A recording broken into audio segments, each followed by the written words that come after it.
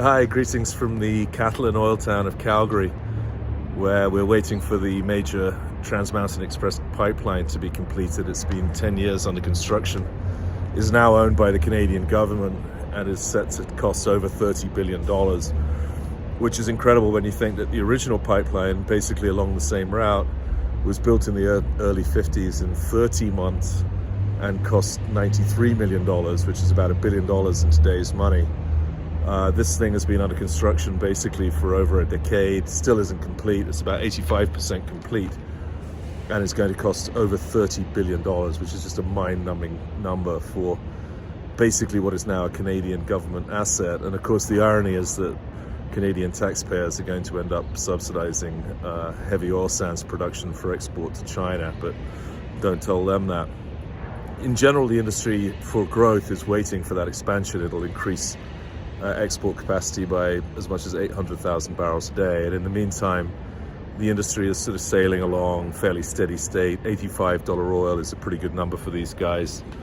They're training about 100,000 barrels a day of oil out on train, as I say. So it tells you that there's some potential immediately for growth. But on top of that, the resource is all here. And so it's a question really of getting the pipelines right and getting the sales right. Not so much the challenge of developing the enormous resource that's here. But it's always interesting to come up here, and I was just not aware of the extent to which this pipeline is I knew it was very delayed. I didn't realize it was now going to cost over $30 billion. It's about 85% complete, and that should provide a next exciting leg for the industry here, especially as we're now in a situation where US production is essentially looking to start flatlining, and so the role of Canada will start to increase again over the coming 5 and 10 years.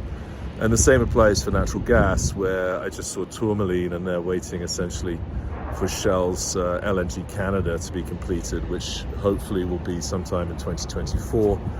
And again, that'll provide Tourmaline with plenty of outlet opportunities. It's an absolutely excellent company, great low-cost natural gas producer with a lot of potential, and we're going to be working on that over the next few days to supply more gas to California, which is short gas. And so that's going to be an interesting story, because from here, Calgary, I'm here for a couple of days. I'm going down to San Francisco and then to LA, and therefore I'll know a lot more about the Canadian gas balance by the end of this week than I know right now. But I just met Tourmaline, so I know a bit about it. But Tourmaline is an excellent company, and another excellent company here with a great reputation is CNQ. I'll be seeing them tomorrow. The interesting ones, Cenovus, I'll see them this afternoon. Seems to be some upheaval there and some chatter that they might be looking to make a gas acquisition. And Suncor, of course, with the activists in there.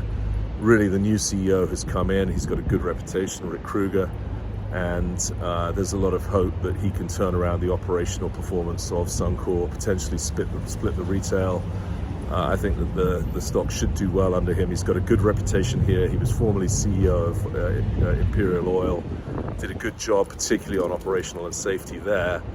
And so we'll see if Suncor can improve its performance with the new CEO, who, as I say, only just started last week. Elsewhere, big week for earnings, Netflix, Tesla, all sorts of stuff, J&J. And for us in the oil patch, we'll be looking to Baker Hughes and Schlumberger to report this week. Kinder, formerly the owner of the Trans Mountain Express, they sold it to the government for $5 billion because they were just going to walk away from the project. It had become such a mess with all the competing legal morass that they had with the First Nations, etc. Kinder will report Wednesday as well. Generally speaking, these companies aren't going to get multiple expansion much more so than not that they particularly did, but they need earnings growth and decent earnings to be reported. The internationals, Baker Hughes and Schlumberger, should have that. It's going to be more challenging for Halliburton as we see the low US natural gas price and the difficulties of inventory. The increases in capex that we've seen from inflation are all going to prevent companies from really cranking their spending in the US onshore in the way that would really benefit Halliburton, which reports next Tuesday. Overall, oil's holding this 85 level. We thought we were at an equilibrium of 85 actually, and then we airdropped on the banking crisis. And then we jumped back up on the Saudi cut announcement, the OPEC cut announcement. But we're struggling really to get going. Having said that, seasonally, it's a good time for oils. We expect the market to tighten into Memorial Day. And seasonally, the oils tend to outperform during this period. So we're long oils here.